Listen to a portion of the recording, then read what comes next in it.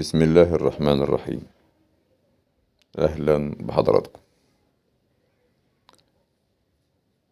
بتكلم عن الخامة المصري الفرسان. ده طبعا طارق صاحبي وأخويا وعشرة عمر، صديقي اللي بينقلي الحاجات اللي وزنها مش تقيل في الشغل وغير الشغل يعني. بتكلم عن الخامة الفرسان المصري. بسم الله ما شاء الله. دي لمعة ما كانش ليا فيها أي يد، خامة مصري عادية جدا اسمها فرسان، بس ربنا أراد يعني كانت متلمعة كويس في المكان اللي هي جاية منه يعني. سبحان الله، يعني هي الفكرة كلها من الفيديو إن الفرسان أو أي خامة مصري لو اتخدمت صح ممكن تتفوق عن المستورد حتى لو لونه كده يعني. أنا ضفت هنا برضو ال الفيديو اللي أنا كنت عامله لوحده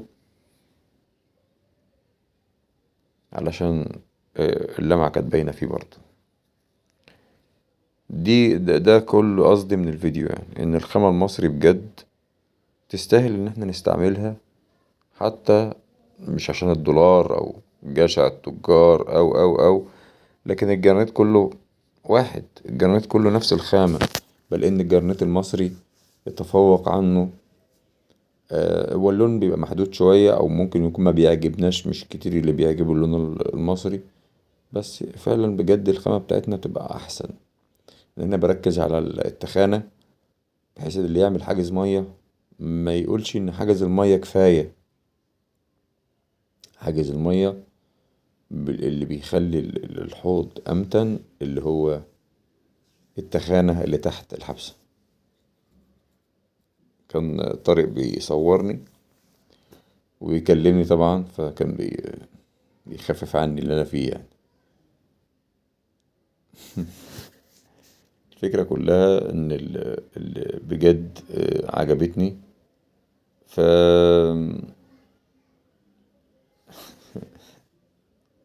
الخامة فعلا بسم الله ما شاء الله، ربنا يسهل ويبارك لصاحبتها.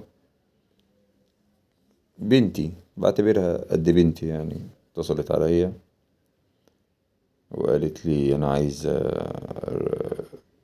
استفسر منك على حاجة.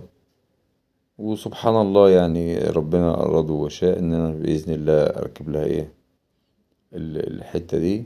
وان شاء الله بإذن الله هتكون ايه، برضو هصورها بعد ما تركب في المكان. يكفي ثقتكم الغالية، واي حد بيكلمني بجد بكون سعيد جدا ان انا ادله على الشغل والصح فيه، حتى لو مش انا اللي هعمل الشغل. ودي كلمتي، وفي ناس كتير كلمتني الحمد لله، حتى لو كانت قناتي مش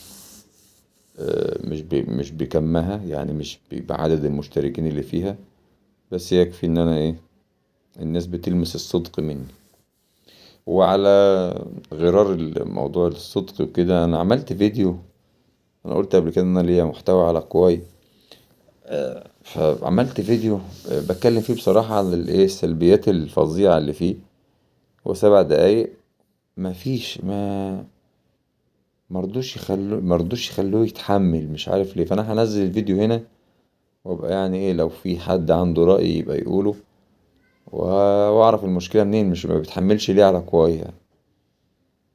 وانا بتكلم بايه بعفوية وبطبيعتي، بس ما اعرفش ليه برضه لغاية دلوقتي هم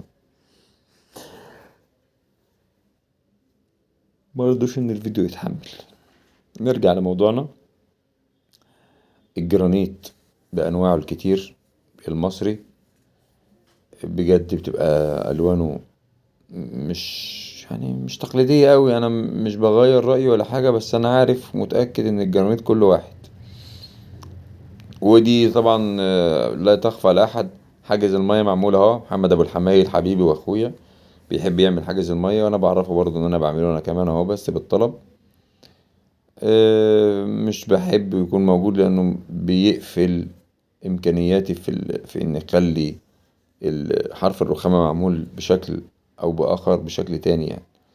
زي ما حضراتكم شايفين كده، ما بعملش اي حاجه غير هي القماشه ناشفه وامسحها لانه جرانيت. حتى الحته الفرسان دي فيها وحمه، ودي حاجه مش عيب فيها خالص. بجد كنت فرحان وانا بعمل الرخامه دي، وان شاء الله هبقى اعمل فيديوهات للرخام عشان الناس تستفاد، لان اكتر من حد طلب مني ان انا اوضح وجهة نظري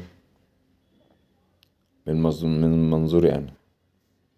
دمتم في امان الله، والسلام عليكم ورحمة الله وبركاته.